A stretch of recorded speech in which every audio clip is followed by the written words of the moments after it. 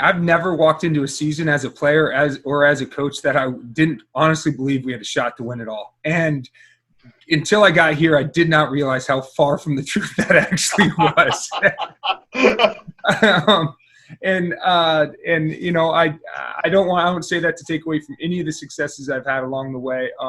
But there is something special about this place. But all that being said, I got to say that I learned so much from my time at Fort Madison. My freshman and sophomore years, I mean, I remember standing on the sideline as a freshman and watching a senior class who I really believed loved the game, had Fort Madison, bled, black and red. I guess most people do believe red, but with black in there, if you will.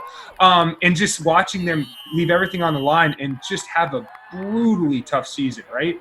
And then my sophomore year, playing a lot and struggling through the same, seeing that senior class struggle through the same issues the previous years did. And so I think I grew a lot through that time. I still remember a lot of different lessons.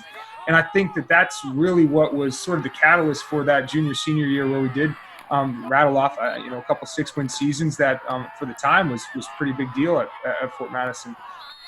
I thought you were an important component in this as we talk to younger people about success, because so much of you has been dues paying and getting a foot in the door and proving what you can do. And I think that lesson gets lost, Pete. If I said that that not to get frustrated, like I'd be a hypocrite, right? Because there's been plenty of times where I've been extremely frustrated, feeling like maybe I didn't take an opportunity that I should have. Maybe I should have gotten an opportunity I didn't. Whatever it may be, but I have a goal, and I was taught a long time ago that nothing good comes to people that aren't willing to work, right? So you've got to be willing to work, and at the Division III level, and at small school football, small school athletics in general, whether at high school or anywhere, you are going to be asked to wear a lot of hats, and I can paint a football field, and I can paint it really well. And I learned that from my dad, who used to paint soccer fields in Houghton, Iowa, right? And, I know what a Pythagorean theorem is because I had to paint soccer fields, and now I can paint football fields. And do I want to go out and paint the football fields? No. Do I have to here at Whitewater? Thankfully not. But I spent 8 years painting goddamn football fields. You've had a lot of success with your offense everywhere you go. Is there a distillation, Pete, of why it's worked so well for you almost at every stop? And I know there have been, obviously peaks and valleys with that, but there's a creativity to what you do, which is obviously where you're at. When did you kind of find your voice, I guess, as a play caller? I would say when things really clicked were my second year at Carroll, when we had just an absolute stud of a running back. And it became very evident to me that everybody's got good X's and O's, and it comes down to the Jimmies and the Joes. So find a way to get your excellent football players the ball as many times as possible and recruit more excellent football players. You've obviously risen to great success as a guy on the offensive side of the ball who's, shown you can be a great quarterbacks coach and a great offense coordinator.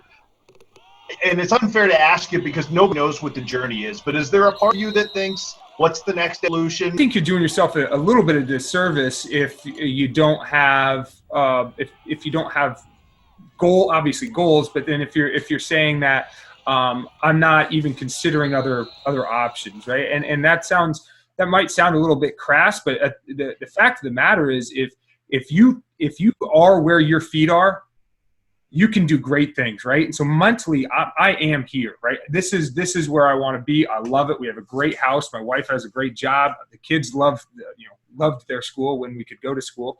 But at the end of the day, I have high aspirations, and I think, I tell guys that I hire all the time that I want you to have higher aspirations, because if you have higher aspirations, that's going to keep you hungry, right? You can't get complacent if you want to take that next step. This whole journey, Peter, look back at the whole architecture of, do you feel blessed? Oh, without a doubt. There's no doubt. Like, I can't, even through this pandemic, like, this is awful stuff that we're going through, right? But the experience that I've been able to, the last 2 months that I've had with my kids, I've spent more time with them than I could imagine. And so even through this horrible, horrible time, I still look back and say, nobody's got it better than me. Nobody does. I've got two unbelievable parents. I've married into a wonderful family, and yeah, my kids are awesome. My son, I think he's getting pretty tired of this whole safer at home deal, but he's on edge. But but I'm luckier than hell, and I could not be happier. Any particular team or coach back home in Fort Madison you feel like you need to shout out all the way that maybe on deep reflection as an adult you didn't realize the total impact they had on your life and getting you to this layer of your journey? Somebody that I don't think ever gets the credit he deserves, at least for my journey, is a guy by the name of Rich Gonzalez, who was our Pony League baseball coach, right? I mean, I'm a young guy, and he was the epitome of consistency and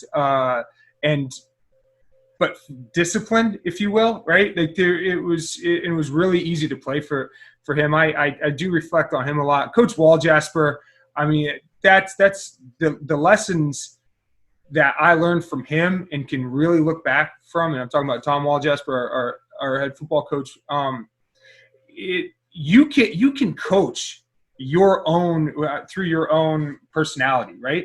Coach Waljasper was not some rah-rah, jokey, funny guy, right? He was not, I wouldn't qualify him as a player's coach by any means, but he was clear, he was consistent, and he communicated. And if you do those things, I think this whole idea that kids have changed so much that you can't coach them the same way. No, you can coach kids hard, but they got to know you care, and you got to be consistent, and you got to communicate.